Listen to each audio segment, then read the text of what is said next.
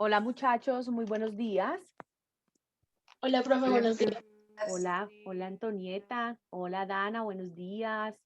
Luis Buenos Buenos días, días, Alejandra. profe. Hola Buenos días, buenos días, profe. María. profe. Hola María Fernanda. Hola Daniel, Camilo, Elian Ricardo, buenos días. Buenos días, profe. Eliana, muy buenos días. Johan, Laura Abril, Laura Natalia. Muy buenos días a todos. Buenos días, profe. Buenos días. Buenos días. Buenos días, profe. Hola Eliana, buenos días. Bueno, vamos a esperar hasta las y cuarto, como siempre, a ver si tenemos más quórum para poder dar inicio a la sesión de hoy. Bienvenidos todos. Recuerden, por favor, si tienen noticias, ir levantando la mano para que revisemos prensa, ¿no? Como siempre. Profe, una pregunta antes de que Claro, los que ya hemos participado en la revista no participamos hoy para dar la oportunidad a los demás, ¿sí? pues como quieran, ¿sabes? Yo creo que yo me puse como a reevaluar ese tema y pues no, si tienen noticia, participemos. Listo, Participemos. gracias. Esto, todos tienen la misma oportunidad de participar en todas las clases. Listo, profe, gracias. Vale.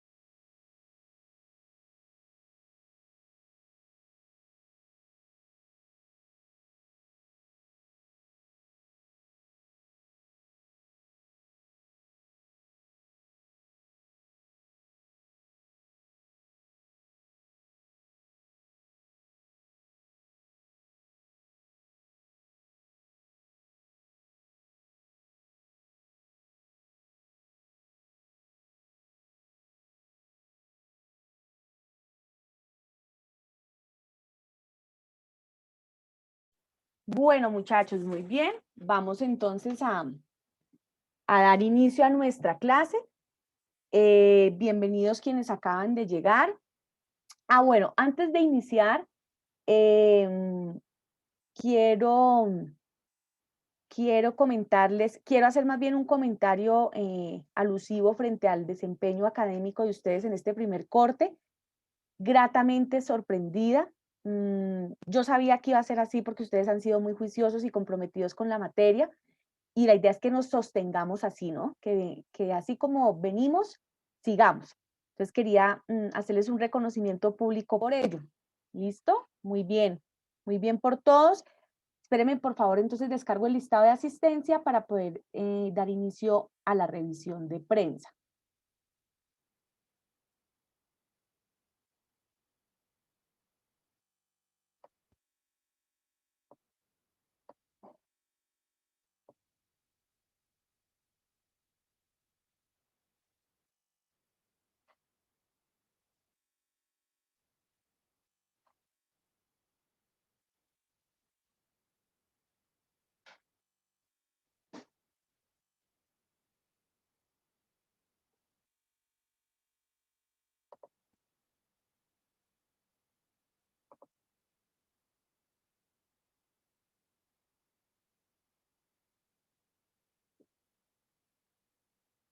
Bueno, entonces volvemos a arrancar de ceros.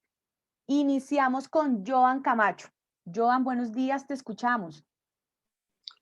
Hola, profe, buenos días. Listo. Yo escogí una noticia, pues, reciente, del 8 de marzo, del Día de la Mujer. Hice como un pequeñito resumen, entonces lo leo. El Día de la Mujer se conmemora, no se celebra. Este lunes algunas colombianas han salido a la calle para conmemorar esta fecha en la que se recuerda la lucha que por años han llevado a las mujeres para alcanzar la igualdad sin estigmas, estereotipos ni violencia. Aunque para este Día de la Mujer se mantienen históricos reclamos como la legalización del aborto y la equidad, el repunte de la violencia de género en medio de los confinamientos y su manifestación extrema, los feminicidios tienen alerta a la región. De acuerdo con la ONU, que lo describe como una pandemia en la sombra, los niveles de violencia machista, en particular de tipo doméstico, se han incrementado en todo el mundo durante la pandemia, pero en Latinoamérica lo han hecho sobre unas cifras que en sí ya eran muy preocupantes. En Colombia, por ejemplo, el 2020 con 241 víctimas, según la Fundación Feminicidios, y este año ya van 31 casos. No son cifras, son vidas de madres, hermanas, tías, abuelas, amigas y compañeras. Esa es la noticia.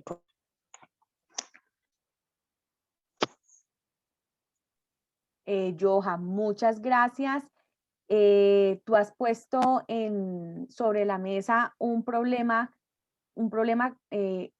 social bastante preocupante. Efectivamente, es la violencia que se sigue ejerciendo contra la mujer, esa violencia de tipo intrafamiliar. Eh, Desafortunadamente persiste esto, persiste la exclusión de la mujer también a nivel laboral, de tal manera que es preocupante, ha sido preocupante la situación de la mujer por estos hechos, pero también más preocupante con estos temas del confinamiento, porque no solamente se incrementó la violencia intrafamiliar en los hogares, sino que además también la mujer ha estado como muy sobrecargada, digámoslo así, en sus oficios. No solamente es una mujer que también trabaja, sino que tiene que cumplir con las labores del hogar, el cuidado de sus hijos, el cuidado de su esposo, si es que vive con su esposo, y digamos que también es una forma, el Día de la Mujer, fue una forma como decirle al mundo, oiga, ténganos más consideración, porque estos confinamientos, si a alguien le ha dado duro es a la mujer. Este es un tema bien importante de analizar, y bueno, tendremos que mirar cómo traigo un invitado o una invitada que haya estudiado mucho estos temas de género en la sociedad contemporánea. Gracias a Camilo. Vamos ahora con Laura. Laura Abril, buenos días. Buenos días, profe. Mi noticia se titula Extorsiones en Arauca, el tema del que nadie se atreve a hablar. El ELN y las disidencias de las FARC envían panfletos a comerciantes, ganaderos y contratistas para organizar citas en las que los obligan a pagar dinero para poder trabajar. Arauca es una zona históricamente golpeada por el conflicto, por la que han pasado estructuras armadas de casi todos los grupos ilegales que se han creado en el país y en la que ahora la disputa territorial se libra entre el ELN y las disidencias de las FARC. Y aunque en los últimos meses se han reportado atentados con explosivos contra la fuerza pública, poco se habla de la injerencia de los grupos armados en la zona.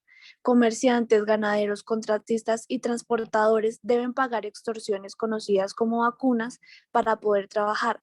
Los panfletos escritos a mano con el símbolo de uno u otro grupo llegan a las fincas, locales y casas, en un pedazo de papel con destinatario o por teléfono.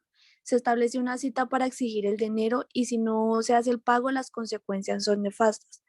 Teresa recuerda, por ejemplo, que en el año 2000 los paramilitares la obligaron a abandonar su finca ubicada en zona rural de la capital del departamento y solo pudo regresar 8 años después. Aún así, a finales del 2018, tuvo que desplazarse de nuevo cuando a su casa llegó un panfleto envuelto en plástico y firmado por el ELN.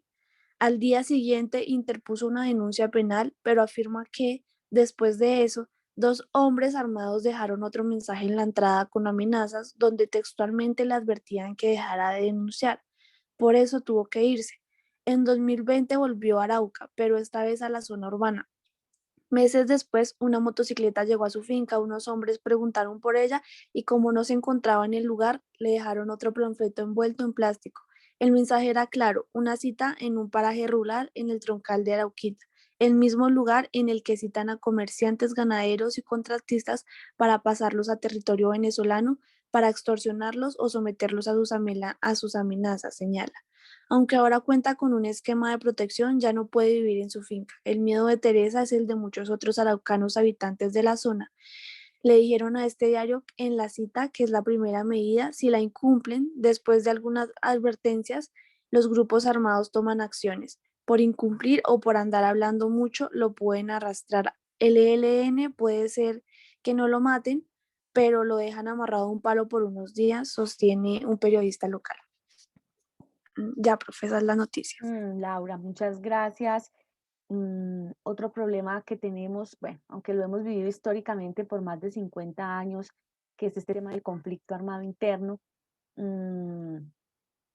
aparecen nuevos actores, persisten otros como el ELN, es una situación de orden público muy delicada y pues yo sí encuentro que por ahora no hay ningún tipo de oportunidad para que haya acercamiento entre el gobierno y el ELN en razón pues a lo que sucedió en la Escuela General Santander, por ejemplo, y en razón a todo esto que Laura describe muy bien, sobre todo en esa zona de Arauca, que es una zona en disputa territorial porque recuerden que, Arauca es un departamento muy rico en petróleo, ¿no? Entonces acuérdense ustedes que en donde más persiste el conflicto en Colombia es en esas zonas donde precisamente hay algún tipo de riqueza. Muy bien, muchas gracias. Vamos ahora con María Fernanda. María Fernanda Claros, buenos días. Buenos días, profe.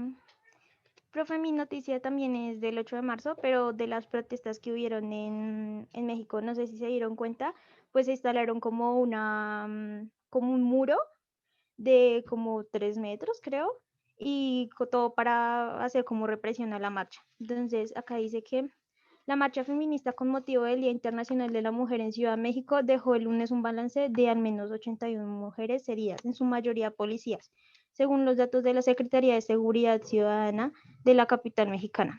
Debido a los altercados de la marcha, resultaron 62 policías y 19 civiles lesionadas. De ellas, 9 policías y una civil fueron trasladadas a hospitales y su reporte médico es estable, manifestó la subsecretaria de Desarrollo Institucional de la SSC, Marcela Figueroa, en una comparecencia ante la prensa.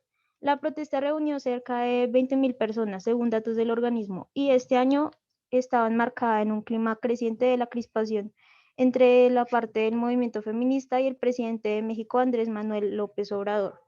La manifestación previa se veía ya agitada y las autoridades habilitaron un dispositivo de seguridad de 1.700 mujeres policías y una extensa valla metálica que rodeaba el Palacio Nacional de México para protegerlo de las manifestantes del 8 de marzo. Así, los primeros disturbios se produjeron en el histórico Zócalo frente al Palacio Nacional, donde los intentos de las manifestantes de derribar las vallas para aproximarse a la sede presidencial acabaron en un enfrentamiento con las fuerzas de seguridad que arrojaron gas de extintores sobre las mujeres y cargaron para dispersarlas. Algunas manifestantes intentaron derribar con martillos y palos el muro metálico que tenía alrededor de 3 metros de altura. Bueno, aquí daban como unas cifras que dice que la violencia contra las mujeres es un tema especialmente preocupante, ya que México es el segundo país de América Latina con más crímenes de mujeres por razones de género, solo por detrás de Brasil. Según los datos de la Comisión Económica para América Latina y el Caribe, el país cerró el 2020 con 3.723 muertes violentas de mujeres, sumando feminicidios y homicidios dolosos. Listo. Dios santo. Varias reflexiones. Bueno, la primera, yo no entiendo por qué esas manifestaciones tienen que ser violentas. Si nosotros como mujeres precisamente salimos a marchar repudiando esa violencia intrafamiliar o cualquier tipo de violencia ejercida sobre nosotras, pues lo lógico es que nuestras marchas den ejemplo de no violencia, ¿no? Eso es lo que uno lamenta. Y segundo, lástima, no sabía que México ocupaba ese lugar tan deshonroso en violencia intrafamiliar. Y claro, es que ustedes saben que la cultura mexicana es mucho más machista inclusive que la colombiana. Muchas gracias, María Fernanda, muy bien. Vamos ahora con Luisa Antonieta. Luisa, buenos días. Hola, profe, buenos días. Bueno, mi noticia es esta.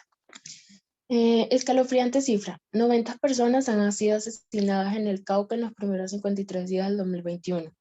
En promedio, unas 90 a 100 personas han muerto de forma violenta en el departamento del Cauca en lo que va de año.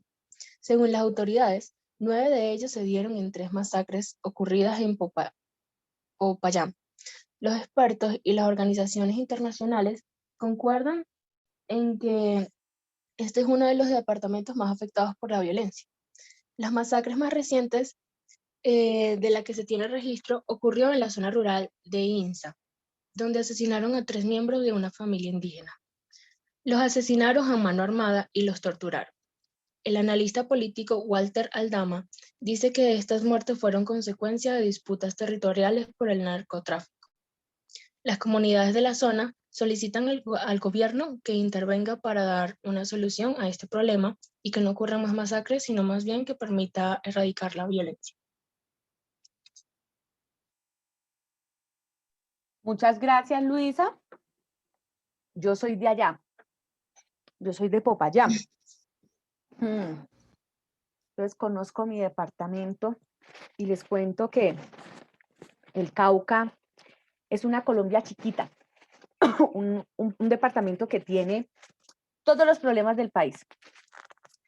Tenemos la presencia de grupos armados, entonces están todos, paramilitares, FARC, disidencia de las FARC, ELN, bandas criminales, etc. Fuera de eso, es un departamento donde la coca se produce como se produce en los cuyes. Es una cosa impresionante.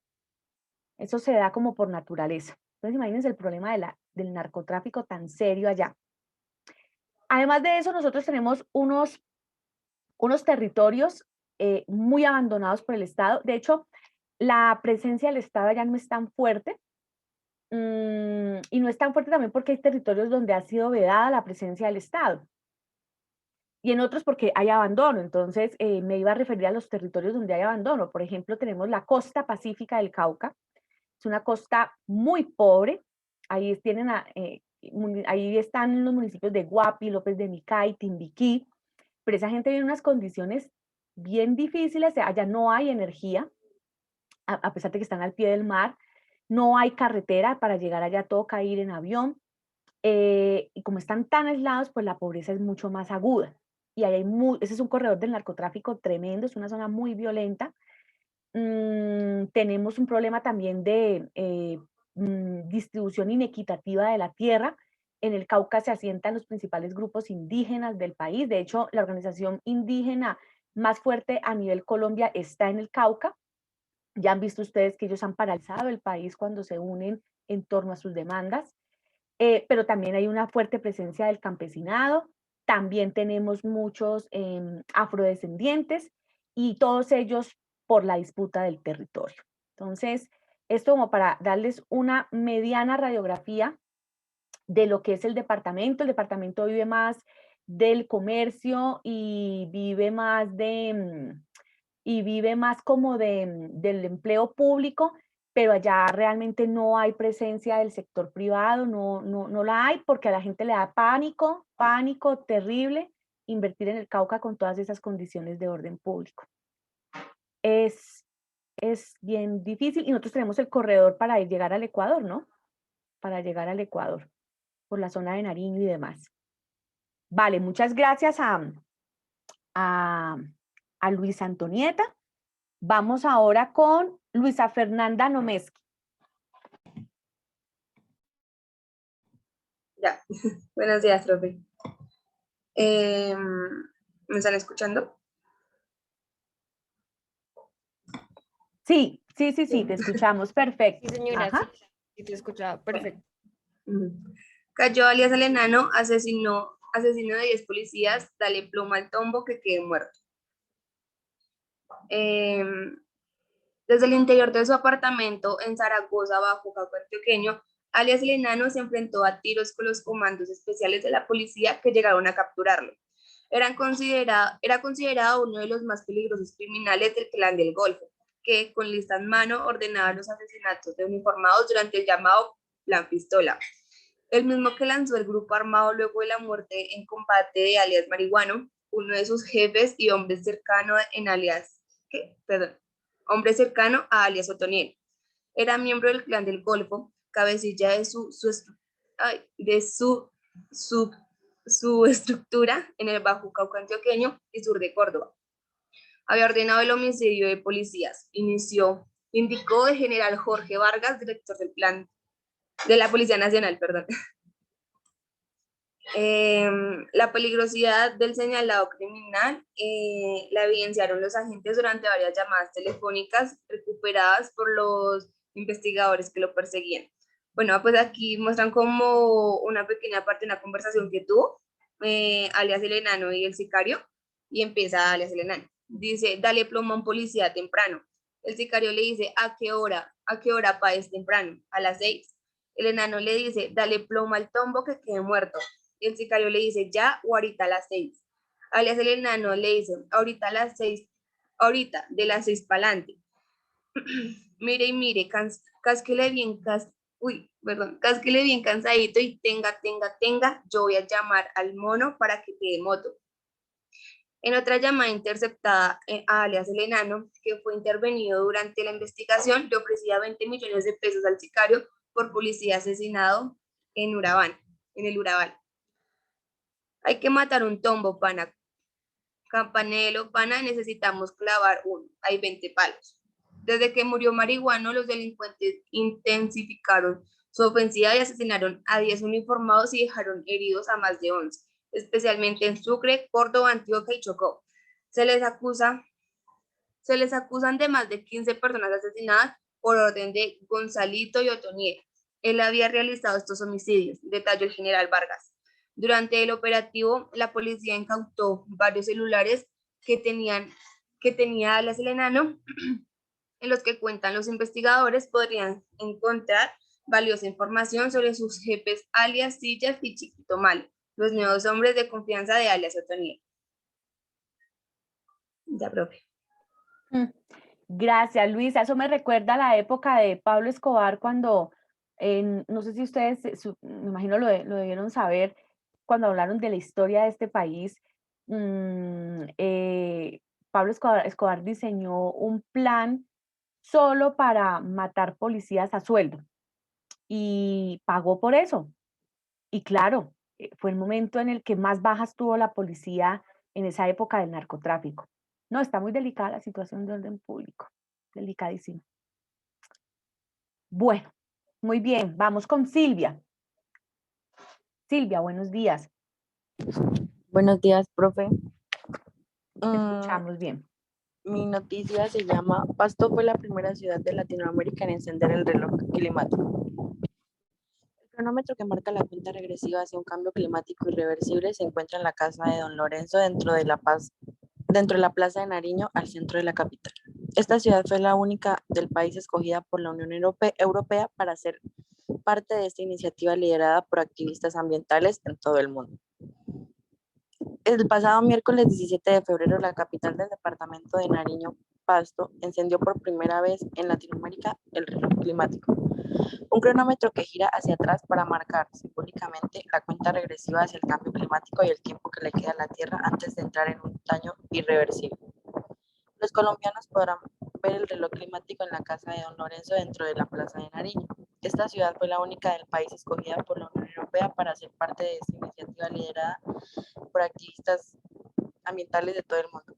Esta es una iniciativa internacional sin ánimo de lucro, a la que la alcaldía de Pasto se suma y establece un compromiso diario para trabajar en la disminución del daño ambiental que, de manera inconsciente y repetitiva, realizamos en el planeta, como por ejemplo la inadecuada disposición de residuos sólidos, arrojar basuras a las fuentes hídricas y la tala indiscriminada de bosques y de especies endemáticas, señaló el secretario de Gestión Ambiental, Mario Viteri. La iniciativa internacional cuenta con un sitio web propio donde se explica el tiempo que tomará quemar el presupuesto de carbono, es decir, la cantidad de CO2 que aún se puede liberar de la atmósfera, mientras el calentamiento en el planeta se limite a 1,5 grados centígrados por encima de niveles preindustriales. Hasta el momento, el reloj climático marca 6 años, 317 días y 18 horas en su página web y se encuentra en otras ciudades del mundo como Berlín, París y Nueva York. Este reloj es una gran señal que convoca a cada ciudadano e institución a fortalecer los procesos con el cuidado ambiental. Su éxito depende de las acciones individuales que tomamos y por eso, en Pasto, fortalecemos la red de cultura ciudadana y el equipo de emprendedores ambientales que cumple un importante servicio social. La línea verde del reloj nos indica cómo va nuestro comportamiento y si somos inteligentes en el cuidado ambiental, señaló el subsecretario de Cultura Ciudadana, Julio César Ramírez. Oye, qué interesante. ¿No será que tenemos por ahí un video de cómo funciona el reloj? Me causa muchísima curiosidad. Claro, este es un reloj de pura presión social, ¿no? Porque lo que tú indicas, es un reloj que va diciendo como, oigan, miren, cada vez nos vamos deteriorando más, vayan viendo. Pero chévere, no habrá un videíto por ahí, Silvia. Como una foto en la noticia hay una foto de cómo se ve el reloj. Hay una foto. Espérenme, yo intento buscar un video mientras que Laura va dando su noticia. A ver si podemos ubicarlo para saber cómo es, ¿no? Y cómo funciona. Muy bien, Silvia. Mira, por ejemplo, entonces, ese también es un tema de un problema social contemporáneo bien importante. Ya ustedes empezaron a hacer un primer ejercicio que fue revisar los 17 Objetivos del Desarrollo Sostenible y con base en eso escogieron uno. Tenemos que seguir avanzando en esta clase, ahorita les digo cómo. Y por supuesto, esos 17 objetivos apuntan a eso precisamente, a superar el cambio climático y una decisión, digamos, concreta en torno a esos 17 objetivos es la puesta de ese reloj en Nariño. ¿Ven? Entonces, definitivamente, pues, es un tema que tenemos que estudiar de una u otra manera. Muy bien. Muy bien, Silvia. Vamos ahora entonces con Laura Natalia Rodríguez. Laura, buenos días. Buenos días, profe. Ahí te ¿Cómo escuchamos estás? bien. Ah, listo, perfecto, profe. Por ahí recibí tu correíto, ahora te respondo. Bueno, profe, muchas gracias. Bueno, mi noticia es: ¿qué está pasando con la seguridad en Bogotá? Esta semana dejó un saldo de 6 homicidios y Alcaldía evalúa medidas del Consejo de Seguridad. Esta semana se prendieron las alarmas por actos violentos en la ciudad. En 3 días ocurrieron hechos lamentables que dejaron 6 muertos, donde hubo participación de motos y armas de fuego. Queda abierta la pregunta si es el momento de reevaluar la política pública de seguridad en la ciudad. Los 2 primeros homicidios ocurrieron en uno de los sitios más concurridos de la ciudad, en la calle 79 con carrera séptima. Allí, el patrullero Edwin Caro fue asesinado luego de pedirle junto a su compañero de patrullaje una requisa a 2 hombres sospechosos que sacaron armas de fuego y dispararon contra su rostro. Luego de eso, el compañero de Caro sacó su arma y abatió a uno de los hombres y él fue capturado por las autoridades. Simultáneamente, en el barrio Restrepo, en la localidad de Antonio Nariño, se registró otra balacera. Un vehículo en el que transitaban personas que acababan de retirar dinero en una entidad bancaria fue abordado por 2 hombres armados que se movilizaban en moto. Uno de los ocupantes del vehículo logró desarmarlos, disparó contra ellos y le causó la muerte a uno. Este jueves, en el centro de la ciudad, se presentó un caso relacionado con sicariato Jorge Enrique Gómez, de 40 años, uno de los hombres más cercanos al fallecido zar de las Esmeraldas, Víctor Carranza, fue asesinado junto a su escolta en un parqueadero. Ante estos hechos, expertos y concejales le han pedido a la alcaldesa Claudia López reevaluar su estrategia de seguridad. Uno de ellos fue el concejal Carlos Fernando Galán, quien expresó que la administración no puede evadir su responsabilidad en una política de seguridad. No hay una conexión con lo que está sintiendo la ciudadanía. La administración dice que vamos mejor que el año pasado y eso, ante lo que está viviendo la gente en el territorio, genera desconfianza en la administración, dijo.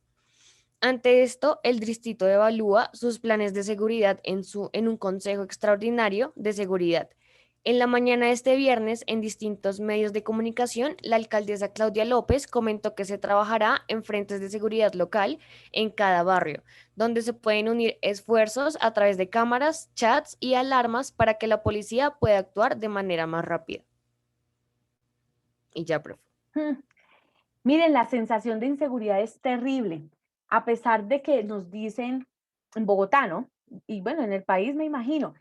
Em, Nos ha dicho la policía que han bajado los índices de homicidio con respecto al año pasado, pero es que la seguridad no es un tema de cifra, la seguridad es un tema de que yo me sienta seguro. Efectivamente hemos asistido a distintos eventos en Bogotá pues que dejan en evidencia lo vulnerables que somos y lo inseguro que estamos. Y yo consideraría, si yo fuera alcaldesa de esta ciudad, yo creo que eso amerita un diagnóstico muy bien elaborado por sectores, porque es que no es lo mismo los hechos que causan inseguridad en el sector financiero de Bogotá, como es la 70 y pico con séptima, a los hechos que causan inseguridad en localidades del sur de Bogotá. Entonces, este es un tema más de averiguar las causas que están generando inseguridad por sectores, porque es que es a través de las causas que nosotros podemos tomar decisiones para mitigar esos problemas de inseguridad. Decisiones que muchas veces, claro, tiene que ver con más presencia de la policía, la organización de los ciudadanos en torno a la seguridad, pero también hay unos problemas subyacentes de fondo de qué es lo que está motivando a eso, si son problemas de desempleo, problemas de narcotráfico,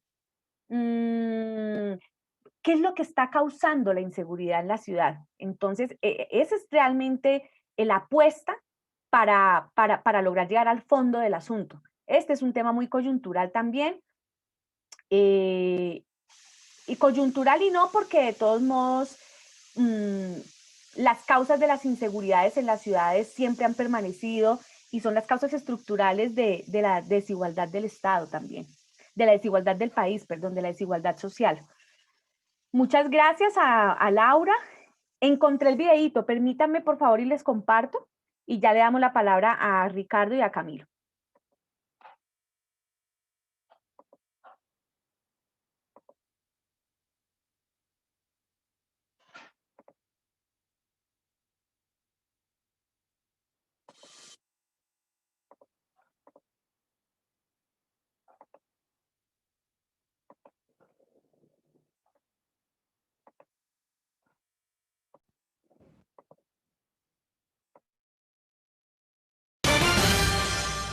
La alcaldía de Pasto trabaja en un importante proyecto para proteger el medio ambiente. También puso en marcha el primer reloj climático de Latinoamérica. Pasto se une a la iniciativa internacional liderada por activistas ambientales y pone en funcionamiento el primer reloj climático de Latinoamérica. Una gran importancia, un tema de conciencia ciudadana. Esto es un acto simbólico.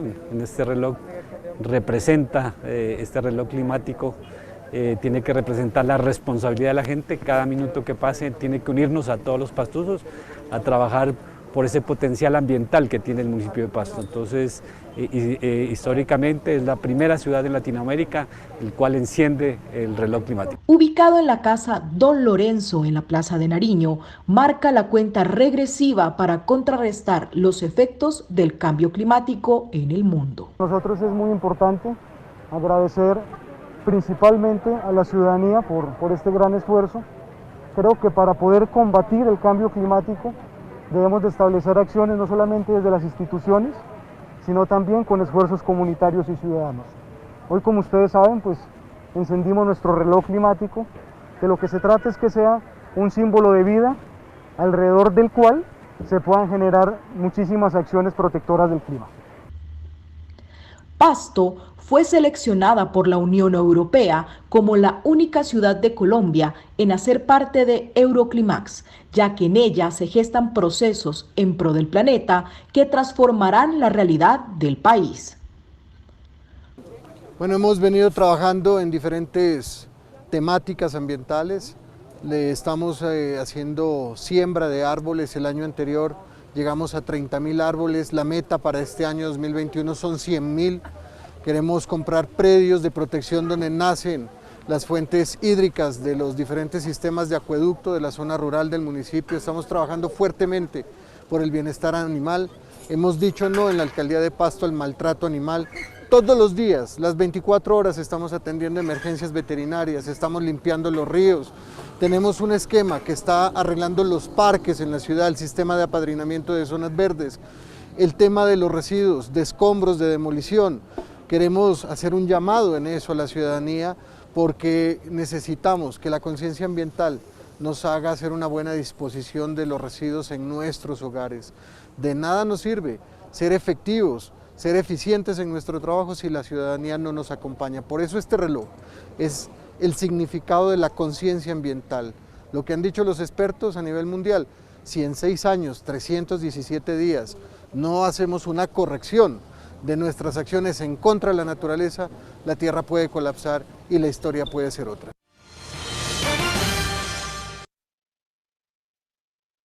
Y miren, eso fue súper chévere. Sí, miren que entiende uno mucho más, ¿no? Primero, que cómo está compuesto el reloj y claramente están los días señalados ahí. Pues no sé, había otra cosa abajo que no entendí, pero entiende uno también por qué escogieron a Pasto, ¿no? Miren que es que ellos han venido haciendo unos esfuerzos gigantes en materia de mitigar el cambio climático. Bien interesante, sí. Muy bien, chévere, chévere esa noticia, Silvia, muy bien. Elian Ricardo. Dicen que ellos escogieron a Pasto porque esta es una ciudad con gran potencial ambiental de Colombia. Tal cual.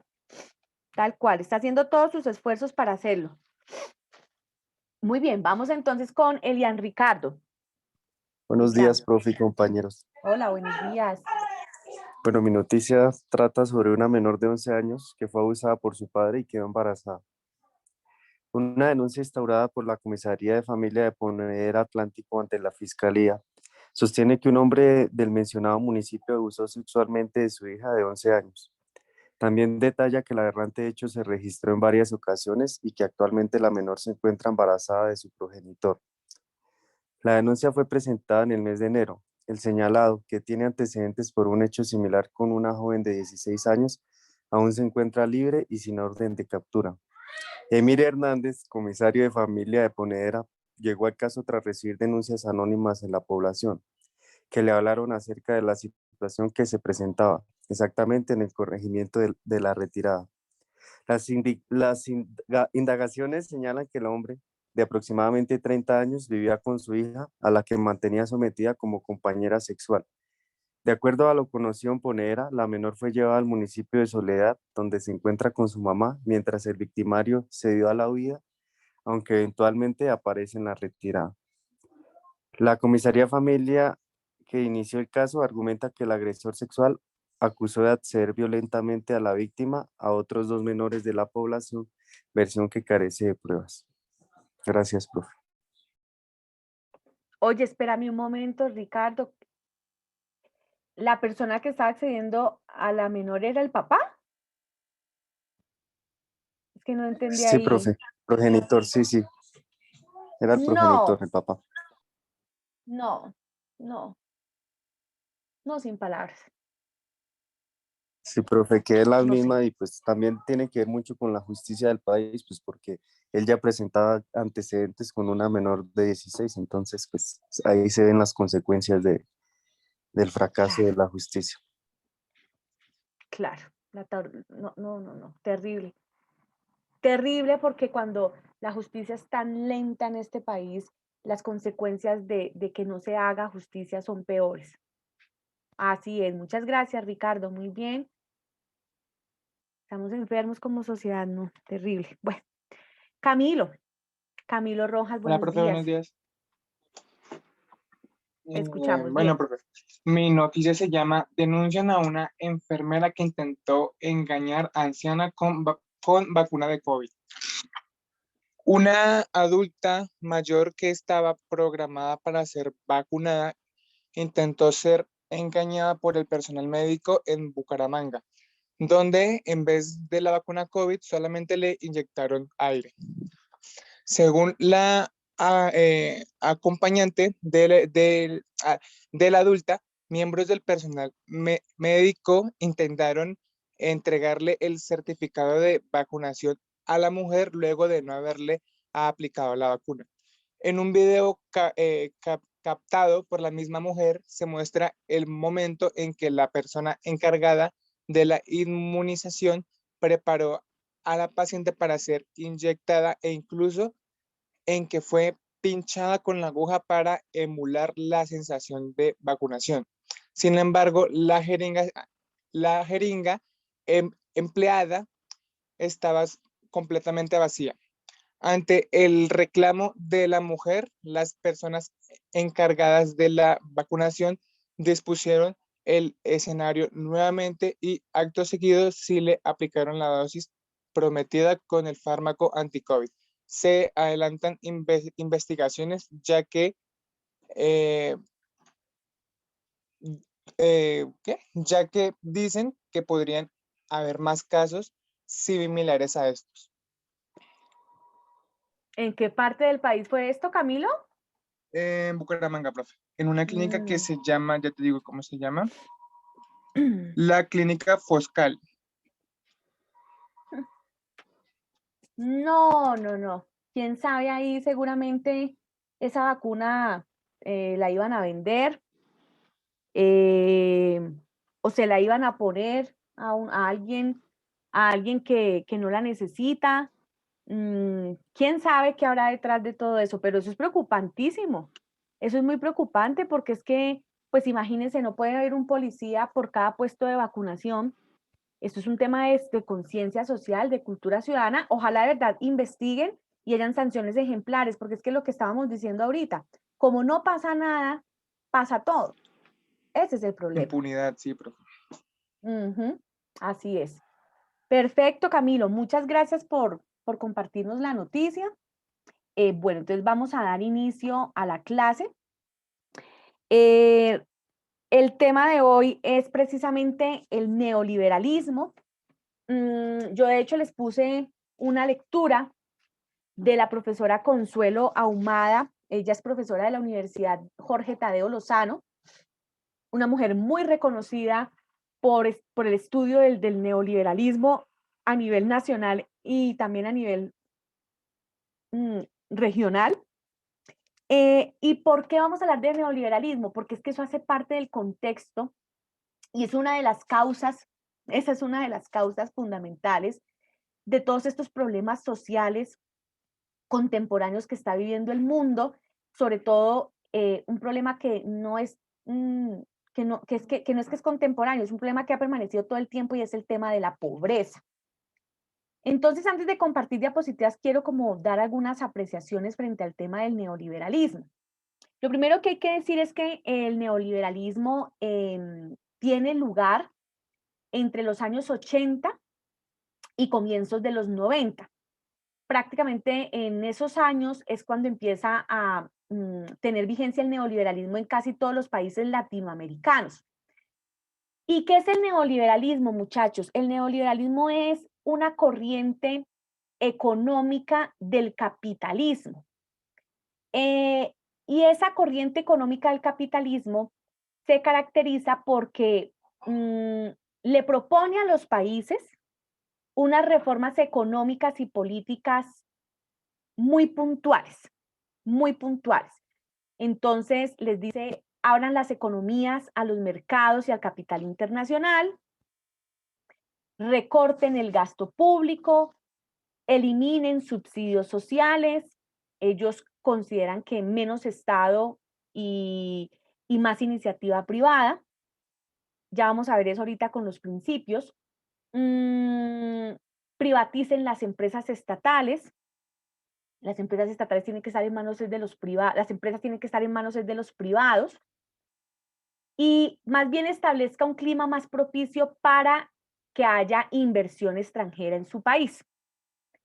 Entonces, digamos que esas han sido como las premisas del neoliberalismo en el mundo, en América Latina. Son las reformas, mejor dicho, que le han venido proponiendo al mundo entero y que pues no van acorde con todos los países, porque todos los países necesitan a veces más Estado y menos iniciativa privada. O algunos necesitan su equivalente. Eso depende, digamos, como del desarrollo económico y social y político de los países. Entonces, básicamente, que ahí están viendo la diapositiva, por favor, ¿me confirman? Sí, señora. Sí, señora. Perfecto. Entonces resulta que alrededor del neoliberalismo se han dado varias escuelas de pensamiento, por decirlo de alguna manera, que han alimentado estos principios que acabo de mencionarles. Entonces, están, por ejemplo, la Escuela de Chicago y la teoría de la elección pública, la de Chicago liderada por Milton Friedman y la de la teoría de la elección pública liderada por James Buchanan y Robert Tollinson. Y básicamente, ¿qué dice, por ejemplo, Friedman? Friedman dice, es que tiene que haber una igualdad, pero frente a la ley. El Estado no puede garantizar igualdad material porque la igualdad material depende de cada quien. De tal manera que la desigualdad es ineludible. La desigualdad es ineludible y cuando yo estoy en condición desigual con otro, utilizando un término más bien negativo, es decir, cuando otro tiene más recursos económicos que yo, ellos dicen es porque yo quiero ser desigual, porque yo no he aprovechado las oportunidades. Y esa desigualdad se justifica desde ahí. En el caso de la escuela de la teoría de la elección pública, básicamente lo que ellos dicen es eso, elección. Ellos dicen, es que yo elijo de qué lado quiero estar. Si yo no aprovecho que el neoliberalismo me permite tener iniciativa privada, me permite libertades, pues sencillamente yo me sigo quedando en el mismo lugar en el que estoy. Esto es una cuestión de elección y de elección pública porque el Estado pone las condiciones y bajo esas condiciones es que yo elijo cómo vivir. Muy parecido a lo que dice Milton Friedman, sino que ellos lo enfocan más desde la capacidad de elección del individuo. También está la Escuela de Austria, liderada por Friedrich Hayek y Ludwig von Mises. Ellos básicamente lo que dicen es que no hay justicia social, que es el mercado el que hace la distribución perfecta de los bienes y de los servicios, básicamente. Y para ellos el Estado tiene que ser mínimo. Entre menos intervenga el Estado en la vida de las personas, mucho mejor. Nozick minimalista, y se considera minimalista por eso también, porque muy de la mano de la Escuela de Austria, lo que dice es, un Estado más grande viola los derechos de la gente. Para ellos definitivamente el Estado es mal administrador, el Estado es corrupto, el Estado se deja politizar y por todo eso su versión minimalista del Estado. Y por último están los anarcolibertarios. Entonces ahí es donde están también Milton Friedman. Digamos que Milton Friedman ha sido como el autor por excelencia del neoliberalismo. Y básicamente, pues, ellos lo que dicen es que hablan de anarcolibertarios es porque no conciben la idea de que un Estado regule la economía. Ellos hablan de una anarquía bajo principios liberales, donde lo que mueva la distribución de los bienes y los servicios sea el mercado, no más. Por eso el término anarcolibertarios. Esto como sintetizando pues un poco lo que han venido predicando estas escuelas de pensamiento neoliberal. Ahora sí vamos a entrar a hablar de los principios fundamentales del neoliberalismo. Pero aquí sí quiero entonces escucharlos, a ver ustedes qué entendieron. El primer principio es el papel positivo de la desigualdad. ¿Quién me quiere compartir qué entendió por eso en la lectura que les sugerí? ¿Puedo yo, profe? Dale, Laura, claro que sí. Bueno, el primer principio es el papel positivo de la desigualdad, que es proveniente pues del autor John Locke y John Stuart Mill, ¿sí?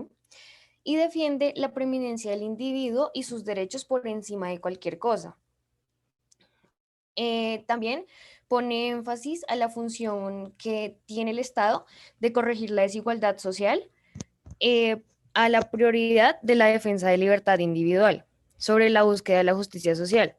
Entonces, esta se refiere ante toda la desigualdad frente a la ley y expresa la idea de que todos deben tener el mismo nivel de vida o de ingreso o deben terminar la carrera al mismo tiempo, por un ejemplo. Así lo decía Lord Robbins. Y es como la igualdad ante la ley y de oportunidades de recompensa y de propiedad. Yo lo entendí así, profe. Muy bien, Laura. Sí, señorita, es por ahí. Efectivamente, ese principio defiende, como tú bien lo dices, la libertad individual. Defiende la libertad individual. A ver. Pues, profe. La libertad individual sobre la justicia social. Dale. No, dale, pues dale. también el autor von Mises habla de que la desigualdad se basa en similares supuestos económicos y políticos. Él habla de que esta es necesaria para el crecimiento económico y la eficiencia, porque dice en sí que los nuevos ricos son los precursores del progreso económico. Y es que el poder que el individuo rico posee actúa siempre como un control para el poder político del Estado. Muy bien, Laura, muy bien. Entonces, aquí hay varios autores, como ella bien lo señalaba, están John Locke y Stuart Mill, que básicamente lo que dicen es eso. Hay una preeminencia del individuo sobre lo colectivo. Aquí lo que nos importa definitivamente es la libertad individual, porque cuando hay libertad individual se puede llegar a niveles mucho más prósperos de igualdad. Pero también hay dentro de los neoliberales, hay autores como Juan Jacobo Rousseau, que también dicen que el Estado, y eso lo está diciendo ahorita Laura, debe corregir la desigualdad social. Él sí cree que definitivamente nosotros tenemos que acordar un Estado, y de hecho pues él lo plantea en sus obras, hay que acordar un Estado que permita, que garantice nuestras relaciones de la vida en sociedad, que garantice una coexistencia pacífica, que genere una política de distribución de bienes y servicios. Entonces, digamos que dentro de los neoliberales también hay unos autores que se apartan mucho de ese radicalismo de menos Estado y defienden la presencia del Estado. Friedman, como bien lo decía Laura, es otro autor destacado dentro de este principio del papel positivo de la desigualdad, y lo que ella decía es verdad, ellos defienden la igualdad frente a la ley, pero no la igualdad material. De hecho, y en consonancia con lo que dice Von Mises, que también lo señala ella, la desigualdad para ellos es positiva porque permite que haya un crecimiento de una nueva clase social, que para ellos son los ricos, ¿no? Entonces ellos dicen, es que en la medida en que los ricos tengan presencia en una sociedad, ellos le hacen el contrapeso al Estado. Y no solamente le hacen el contrapeso al Estado, lo que pasa es que ellos también generan riqueza. ¿Por qué? Porque ellos son los que instalan las empresas, los que permiten que la gente se emplee, y los que traen, digamos, bienestar económico a la sociedad. Y entonces, esa desigualdad permite eso, que se acreciente una clase económica rica que le haga contrapeso al poder político del Estado, y además la desigualdad también permite que se fortalezca la libertad civil. ¿Por qué? Porque en la medida en que yo me veo desigual, en esa medida yo me afano por llegar a esos niveles de igualdad donde quiero estar, o por lo menos para llegar a ese estatus de vida donde quiero estar, y la desigualdad es lo que me motiva cada vez a ser mejor. Digamos que es como una justificación que hacen ahí también de tipo psicológico. Inclusive miren que ellos dicen, es que la desigualdad en la riqueza y en el ingreso incentiva al individuo para que saque lo mejor de sí, para que ponga a prueba sus habilidades y aproveche las oportunidades para llegar a un estado económico mejor. Laura quería decir algo ahí. Sí, profe, pues yo quiero decir lo que yo entendí, y yo entendí que este principio, como tú decías, hace énfasis en el dilema de la igualdad frente a la libertad, indicando que el individualismo prima y es la razón que parte ese punto medio entre esas dos cuestiones, añadiendo que la desigualdad es el resultado de la libertad individual y que es necesaria para que haya un crecimiento económico y suministre incentivos al individuo para que éste así logre obtener lo mejor de sus habilidades. Además, se incluye que si se le permite al mecanismo del libre mercado actuar por sí mismo, este recompensará a los individuos conforme a su contribución productiva, generándose así una distribución naturalmente justa para ellos, dando a entender que la libertad individual debe ser aquella que prime en cualquier sociedad y que la desigualdad es una de las principales razones para que esta prime. Muy bien, muy bien. Y tú dijiste algo muy importante ahí, y es en cuanto a la operación del mercado, que claro, vamos a verlo mejor en la deificación del mercado, pero como ellos ahí ya empiezan a decir que es que el mercado es tan perfecto que el mercado hace la distribución de acuerdo al esfuerzo de cada uno. Es algo así como ese concepto de justicia de que a cada quien se le da lo que le corresponde. Muy bien, muy bien, muy bien. Entonces, inclusive quiero terminar con esta frase para terminar ese principio. Milton y Friedman dicen, porque ellos son dos hermanos, dicen, la pobreza, dicen, la desigualdad es producto de una escogencia personal. La pobreza y el desempleo dependen de actitudes personales, de actitudes culturales y de actitudes psicológicas. Con eso quiero terminar. Espérenme un momentico que se me va. Ya se me cargó esto, un momento.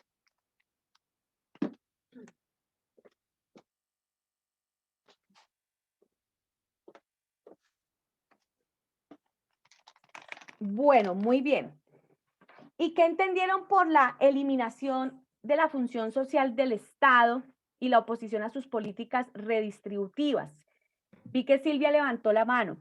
Dale, Silvia, te escuchamos. No, profe, es que quería agregar algo a lo del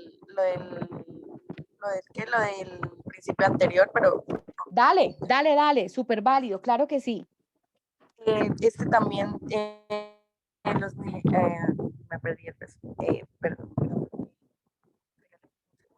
Según los ideólogos, los pobres eran también responsables sí mismo de su pobreza, ya que esta era una necesidad social y que esta necesidad social también iba a llevar como a la sociedad a la hambruna. Entonces también hablaba sobre la pobreza y esas cosas. Muy bien, Silvia, perfecto. Muy bien, Sí, muchas profe, gracias. yo también agrego algo ahí Dale, general dale, de Ricardo. ese principio. Pues dice que las grandes desigualdades son preferibles a una menor eficiencia económica. La segunda justificación de la desigualdad deriva de lo anterior. El poder que el individuo rico posee actúa siempre como un control para el poder político del Estado. Si la desigualdad puede ser justificada en términos económicos y políticos, para estos pensadores el problema de la justicia social está por fuera de toda consideración, como lo señala Hachette.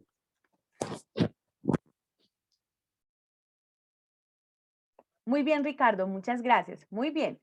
Gracias por todos estos complementos que hacen que se entiendan mejor estos principios. Ahora sí vamos con Luisa, que creo que nos quiere hablar sobre el principio de la eliminación de la función del Estado. Sí, señora. Pues les voy a leer lo que yo escribí. Y Dale. pues yo escribí la corriente denominada oye, es que eso me complica. Rousseauiana de la tradición liberal. Rusoniana, ajá. De la tradición liberal, esta corriente se dio a notar en varias maneras, la cual una de ellas fue el crecimiento del estado del bienestar de Alemania de Bismarck en 1880. Todo esto tuvo un objetivo. Como todo esto tuvo un objetivo, el objetivo de esta corriente fue para el adelanto del socialismo del país de Alemania y el movimiento obrero. Friedman argumenta que se tenía que reducir el protagónico de Estado y el gobierno para ayudarle al interés social.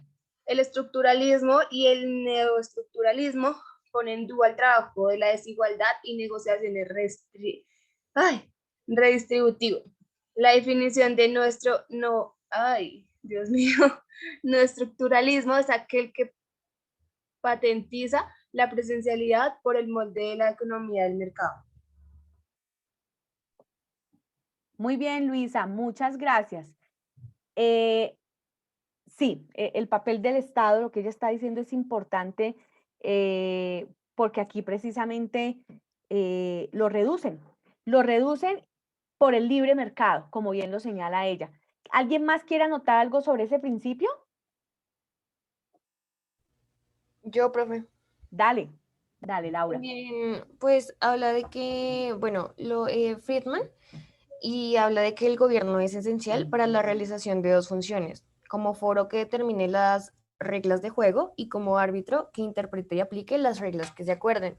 Digamos, el autor Peter Singer, él dice que los ricos están en su derecho de conservar todo lo que tienen y de botar lo que no puedan usar al alcantarillado, pero también tienen derecho a repartirlo todo, por lo que es indudable que los generosos y caritativos reciban algo. Entonces, es como que la idea de que el sector público es ineficiente, per se, en tanto que el sector privado es exactamente lo contrario. O sea, constituye uno de los elementos centrales del credo neoliberal. Muy bien, Laura, tal cual, tú lo has dicho. Entonces, sí, miren, efectivamente, en este principio, el Estado se considera un Estado absolutamente mínimo. Para ellos, para Friedman, para Robert Nozick, para Buchanan, ellos dicen, el Estado es un Estado que debe ser un Estado guardián y un Estado árbitro, como lo dijo ahorita Laura. Guardián en el sentido de que solamente el Estado debe estar para proteger la vida y la propiedad de los individuos. Nada más. Por eso se llama guardián. Es como un Estado policía, digámoslo así. Y también un Estado árbitro, que como bien lo dice Laura y lo dice en la lectura el autor Friedman, el Estado solamente debe actuar como intérprete de las reglas de juego que deben estar presentes en la sociedad. Es decir, el Estado debe emitir leyes que ordenen la vida en sociedad, y además de emitir esas leyes debe interpretar las mismas cuando se violenten. Interpretar por qué se violentaron, cómo se violentaron y cómo vamos a castigar a quien violenta esas leyes dentro de la sociedad. También lo señaló Laura, y eso lo dice Robert Nozick, dice, miren, es que un Estado más grande viola los derechos de la gente porque es que definitivamente el Estado no le sirve al interés general, el Estado se politiza, el Estado es corrupto por naturaleza, el Estado es ineficiente. Entonces, por esa razón, el Estado no puede tener una función social y, como dice Friedman, efectivamente lo que hay que hacer es reducir el tamaño y el papel del Estado. En esa medida, dice él, cuando reducimos el tamaño del Estado y su función, le estamos sirviendo al interés general, porque le estamos evitando, dice él, a la sociedad que el Estado gobierne a favor de sus intereses. Y le estamos sirviendo entonces al interés general. De hecho, hay una definición también que dan allí sobre la política. Ellos dicen, es que mire, la política es un escenario en el que los intereses compiten y intentan persuadir a aquellos que tienen el poder político para que empiecen a gobernar a favor de esos intereses.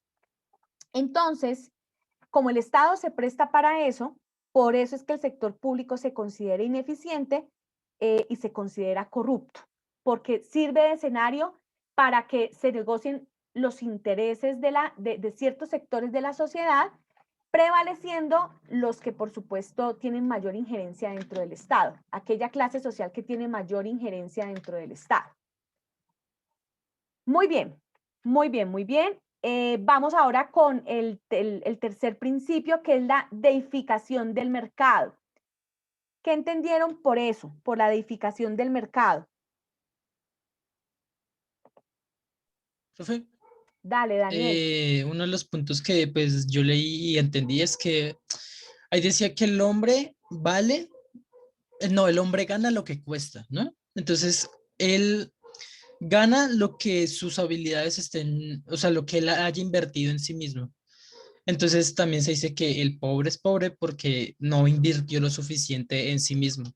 Entonces, pues ese era uno de los puntos que yo entendí. No sé si están bien. Sí, señor. Sí, señor, así es. Así nos considera el mercado. Así nos considera el mercado. No, en términos neoliberales, ¿no? O sea, no somos ese ser humano que merece solidaridad, fraternidad, bueno, una cantidad de cosas, sino que somos digamos, un bien más dentro de la sociedad. Un bien o que se valoriza o que se desvaloriza y que depende de lo que tú exactamente estás diciendo, de lo que hayamos invertido. Lo que pasa es que, bueno, después vienen unos pensadores muy chéveres, como por ejemplo, el de la mano invisible, ¿cómo es que se llama? El de la teoría de la mano invisible, se me acaba de olvidar el nombre. ¿Hayek? No, no es Hayek. Ay, carambas. Hola, pero ¿cómo se me fue olvidando? Espérate que ya lo logro.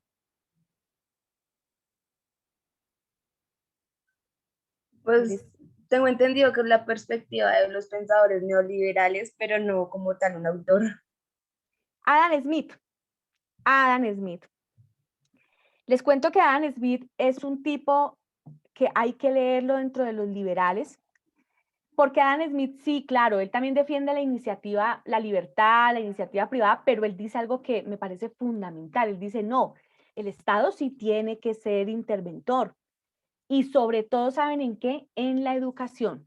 Él sí es partidario de que el Estado sí debe permitir el acceso casi que universal e igualitario de las personas a la educación, porque él considera que es en la educación donde definitivamente hay oportunidad para movilizarnos socialmente, hablando en términos positivos, ¿no?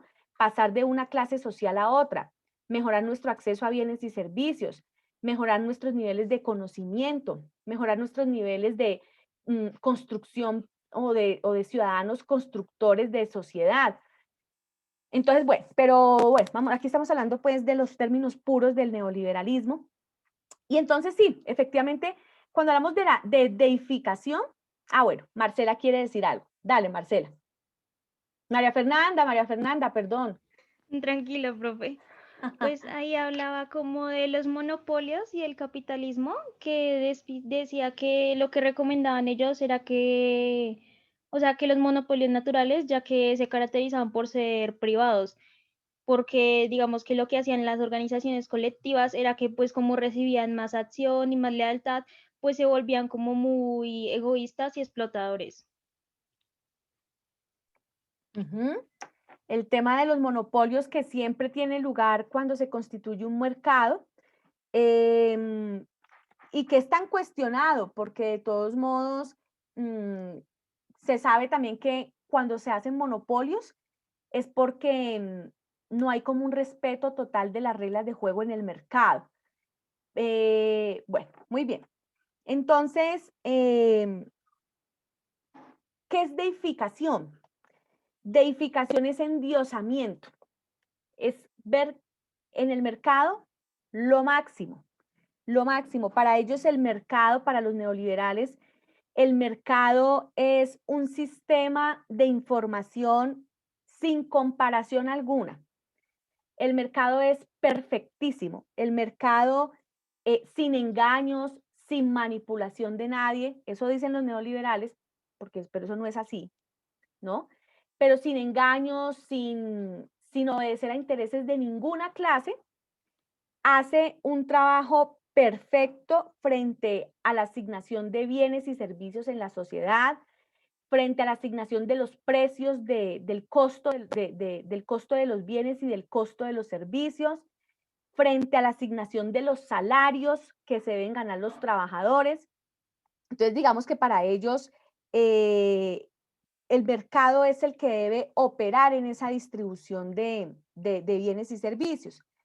De hecho, como lo decía ahorita Mateo, efectivamente el mercado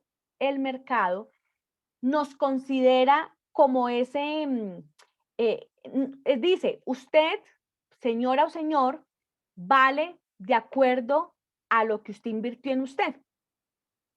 Entonces, si usted no se educa, pues va a valer menos en el mercado y eso es culpa suya. Pero si usted invirtió en educación, pues va a valer mucho más. De tal manera que en usted está seguir siendo pobre o ascender socialmente. Y ellos terminan con una frase que creo que ya la dijo Mateo: por eso merecen lo que ganan y ganan lo que merecen. Y ahí, por supuesto, no media nada de que sea el Estado el que me permita esa movilidad social, porque es una responsabilidad individual. Y también estos neoliberales han definido el mercado como ese escenario en el que se unen compradores y vendedores. Y allí pues se hacen unos intercambios entre sí. Unos intercambios que obviamente están movidos por maximizar el interés individual, ¿no? Cuando yo voy al mercado y compro algo, pues yo compro lo que a mí me satisface como ser humano. Entonces, dicen ellos, en el mercado es donde uno se puede expresar muchísimo mejor, porque es que yo compro lo que yo quiero, invierto lo que yo quiero y le doy satisfacción a mi interés egoísta. Nadie me dice qué debo comprar, en dónde debo estudiar, qué debo comer, cómo me debo vestir, qué libros debo leer. No, no, porque el mercado bajo el principio de libertad me permite que yo escoja lo que yo quiera para satisfacer mi interés personal. Así que el mercado es el escenario ideal para todo eso. No solamente para distribuir bienes y servicios, sino también para hacer transacciones entre compradores y vendedores, dándole siempre gusto a mi interés individual. Muy bien. Y por último tenemos el papel de la validación del subjetivismo como criterio de verdad. ¿Qué entendieron por este principio, muchachos? Profe, ¿puedo? Claro, dale, Dana. Vale. Bueno, esta dice que en el campo de la economía, el enfoque que fue planteado por primera vez en la teoría marginalista del valor es desarrollada por Hevans-Manger y Walras en la década de 1870 al determinar que el valor de los bienes depende de la cantidad de trabajo utilizada en una producción. Y pues también establece una forma objetiva de fijar dicho valor, pues lo que resulta como contradictorio y pues un poco paradójico, es lo que pues abogan o defienden por el neoliberalismo en sus diferentes versiones y que proclaman el regreso a los principios defendidos por los pensadores del liberalismo clásico, al tiempo que rechazan pues la teoría del valor desde una perspectiva crítica a la posmodernidad, y también que Jürgen Habermas insiste en que todavía es posible construir una teoría de la racionalidad. Ok, esperen un momento, por favor, un momento.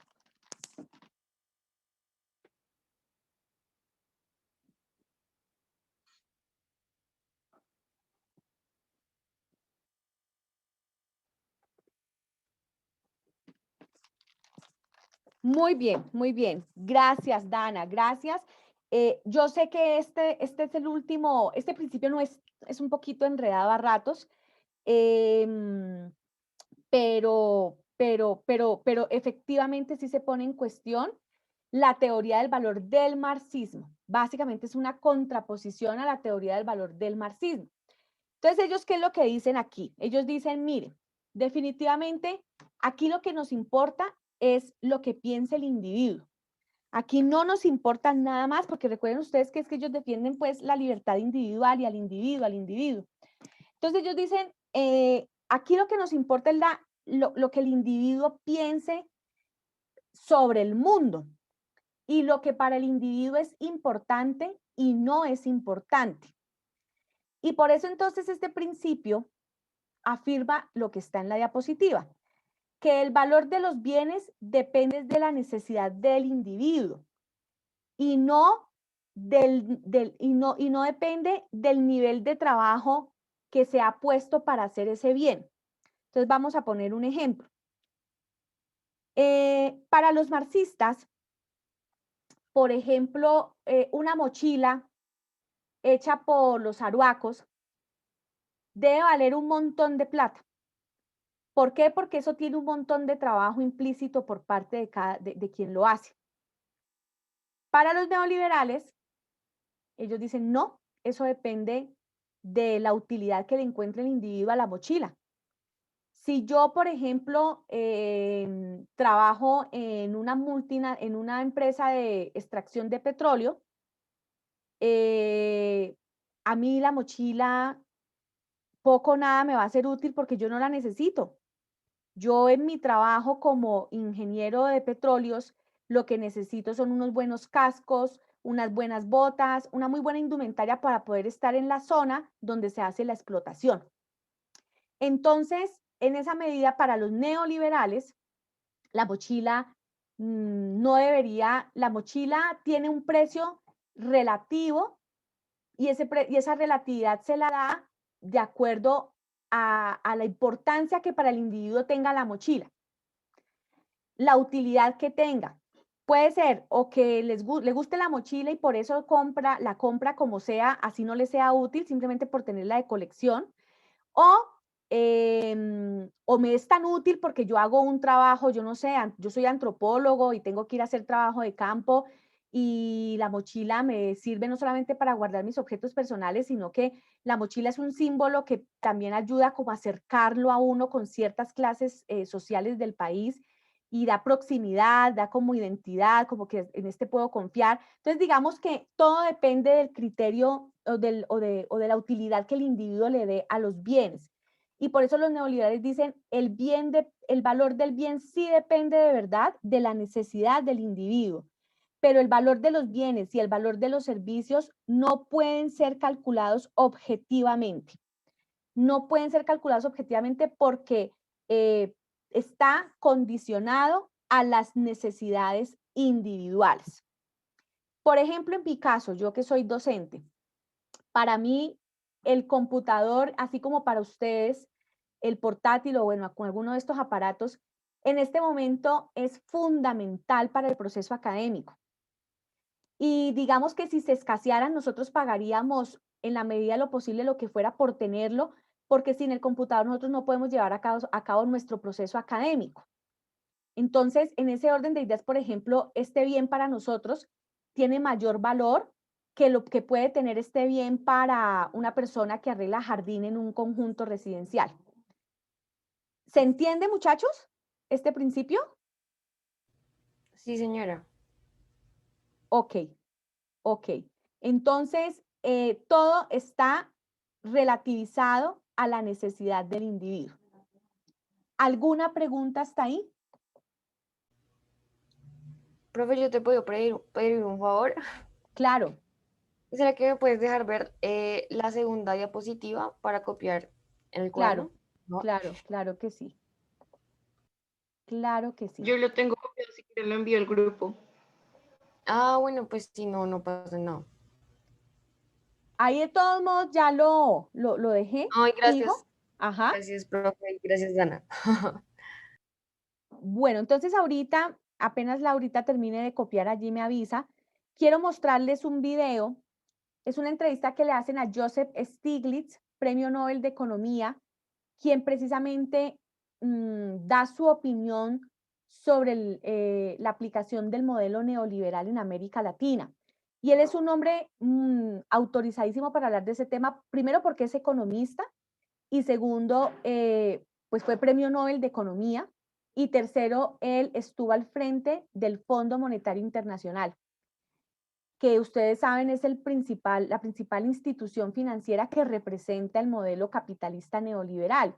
Y él decide renunciar a la presidencia del fondo porque sintió incompatibilidad entre las políticas que allí se generaban y la ideología que él predica como economista. Entonces es interesante que lo escuchemos. Voy a ir buscando el video mientras terminan Ah, sí, allá. profe, no, tranquila. Ya puedes poner el video. Listo. Muy bien. Permítanme ya.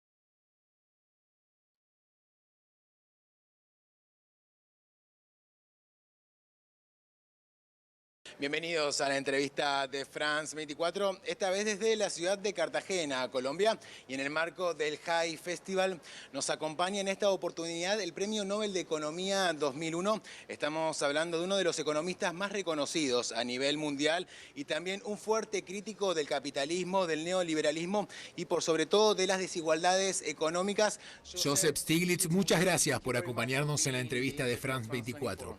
Me alegra estar aquí. Well, let's begin in Empecemos con América Latina. El año pasado, en 2019, en muchos países hubo protestas,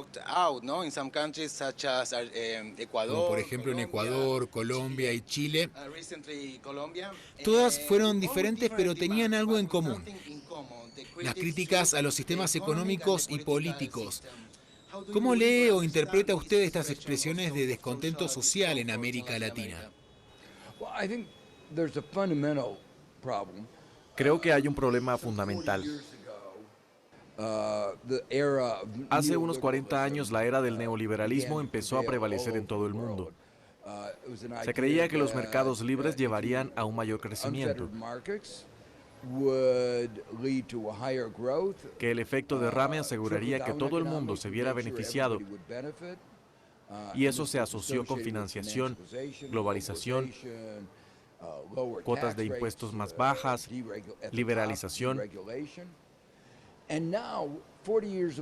Y ahora, 40 años después, podemos decir que este experimento resultó ser un fracaso abismal, y las personas lo saben.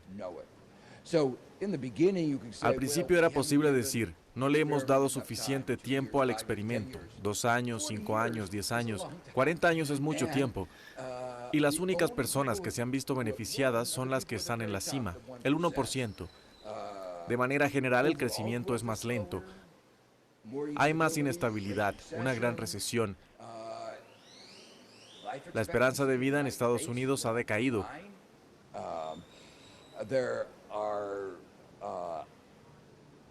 Hay una especie de depravación moral evidente con los préstamos abusivos, con la crisis de los opioides, durante la cual las compañías farmacéuticas vendían drogas adictivas y decían no, no lo son. Las empresas de carro vendían automóviles que contaminaban la atmósfera y decían no, no lo hacen. Las empresas de comida vendían alimentos adictivos que provocaron una epidemia de diabetes entre los niños. Tenemos un serio problema.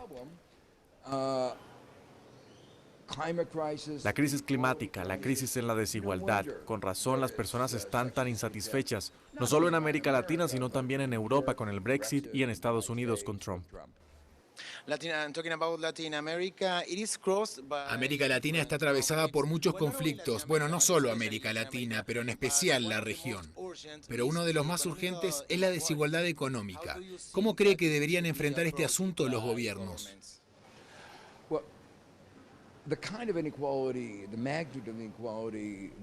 El tipo de desigualdad, la magnitud de la desigualdad que prevalece en América Latina y en la mayor parte del mundo ha ido en aumento durante años y décadas y no es algo que se pueda resolver. No hay una solución mágica. Hay que empezar primero por reescribir las reglas de la economía de mercado, hacerla más competitiva, romper los monopolios, darle a los trabajadores más poder de negociación, establecer nuevas reglas de administración corporativa, redefinir cómo gestionar la globalización.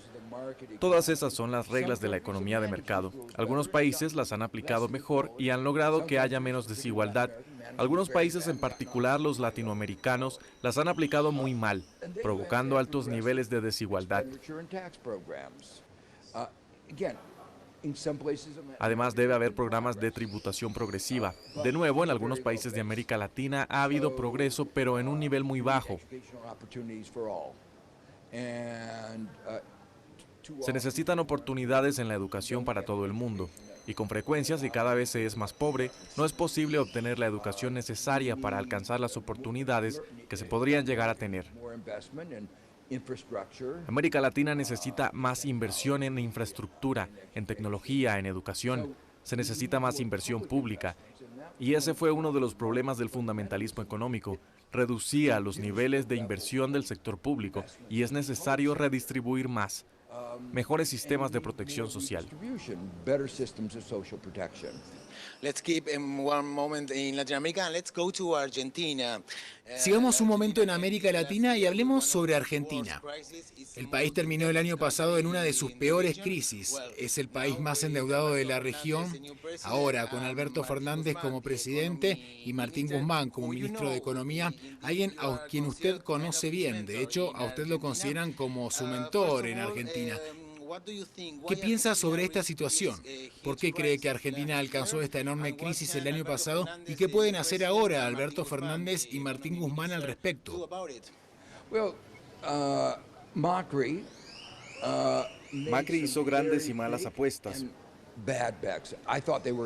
Yo pensaba que no iba a resultar. La apuesta era poder pedirle prestado a otros países decenas de millones de dólares, recortar impuestos.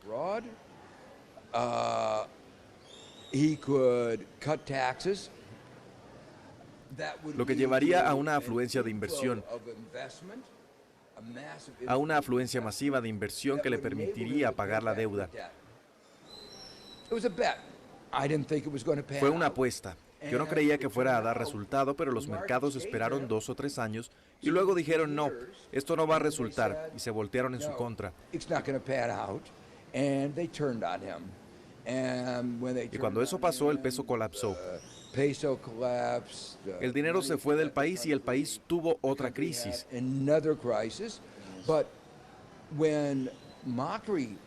Pero cuando Macri asumió sus funciones, empezó con una gran ventaja, un nivel muy bajo de deuda. Y ahora Fernández asume sus funciones y Macri le está dejando una deuda gigantesca.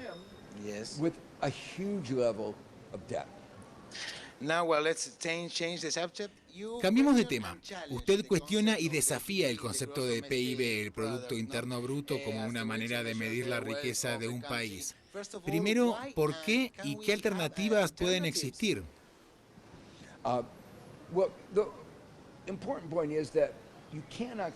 importante es que no se puede totalizar algo tan complejo e importante como lo que ocurre en la economía en un solo número.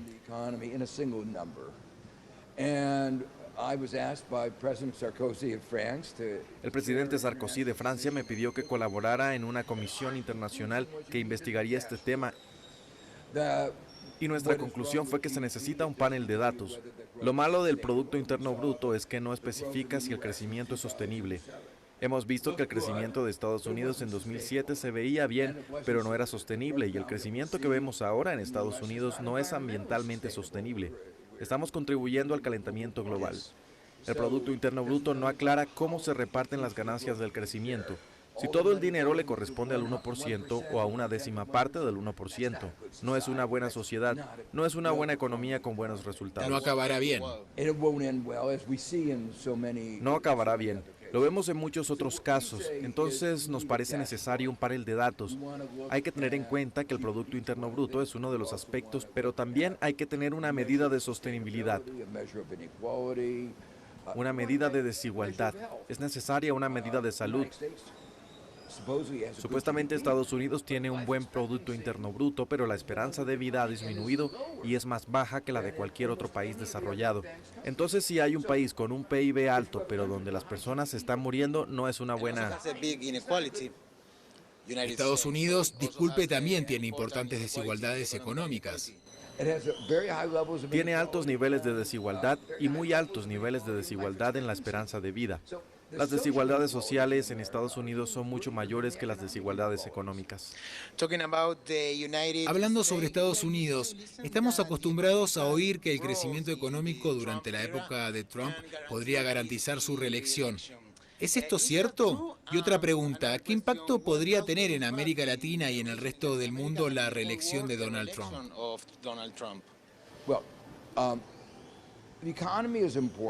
La economía es importante, pero no lo es todo. Las personas no quieren un país que vaya a la guerra. A muchas personas no les gusta la especie de incertidumbre en muchos sentidos que representa la figura de Trump. No les gusta que se socaven las leyes, no les gusta la falta de dignidad en la presidencia.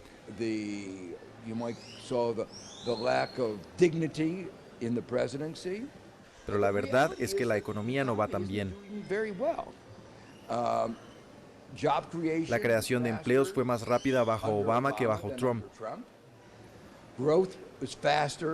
El crecimiento fue más rápido bajo Obama que bajo Trump. La esperanza de vida es más baja con Trump que con Obama. Entonces, si se analizan muchas de las bases, no están tan bien. Otros 2 millones de estadounidenses perdieron su seguro de salud. Entonces, cuando las personas vayan a votar, creo que muchas se darán cuenta que la cifra del PIB no dice nada sobre cómo están ellos mismos. Pensarán, bueno, Jeff Bezos está muy bien, qué bueno, pero ¿cómo me está afectando a mí todo esto? En los datos más recientes no hay cambios significativos en la renta real disponible de los estadounidenses entre 2017 y 2018.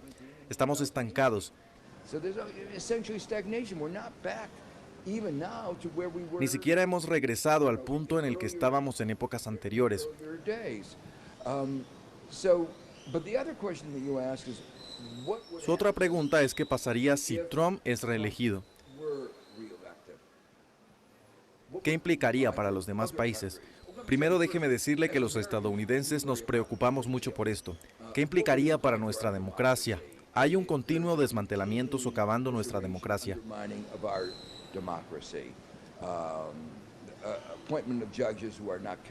Muchos jueces no están comprometidos con los procesos democráticos. Muchos estadounidenses se preocupan por asuntos como las muertes a causa de las armas, los derechos reproductivos de las mujeres, toda una serie de problemas que van decidiendo sobre la marcha. Y son una serie de problemas que afectarán a las futuras generaciones, como el del cambio climático. Creo que los estadounidenses quedarán muy afectados. El resto del mundo también, porque las guerras siempre van más allá de las fronteras. Las crisis van más allá de las fronteras. En una conversación global necesitamos cooperación global y el sello distintivo de la administración Trump es socavar la cooperación global bajo una política de Estados Unidos primero. Entonces creo que será una época muy problemática, no solo para Estados Unidos, sino para el resto del mundo. Joseph Stiglitz, muchas gracias por haber estado en la entrevista. Fue un placer estar aquí.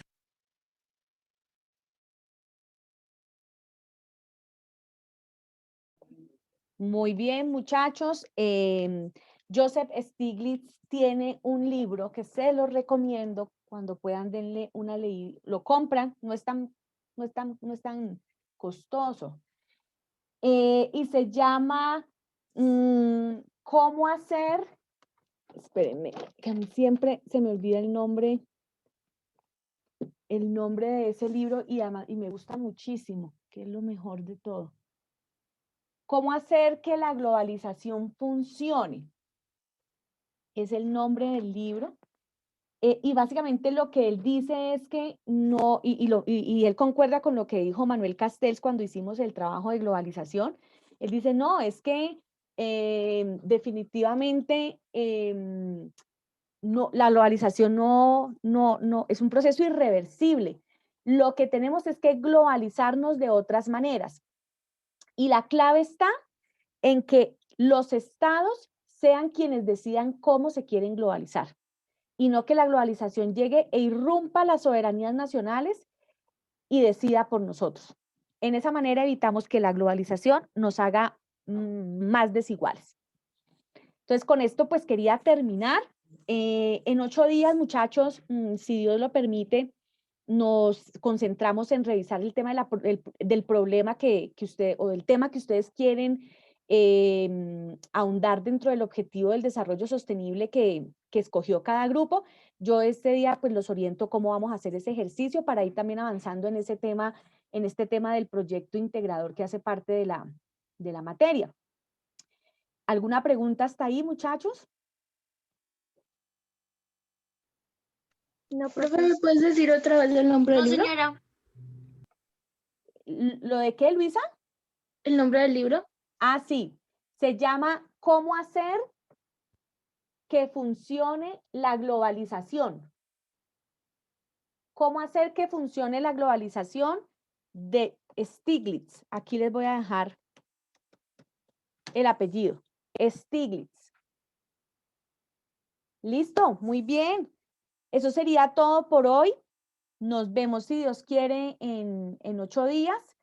Un abrazo para todos, que tengan un buen fin de semana y bueno, muchas gracias como siempre por su activa participación en la clase.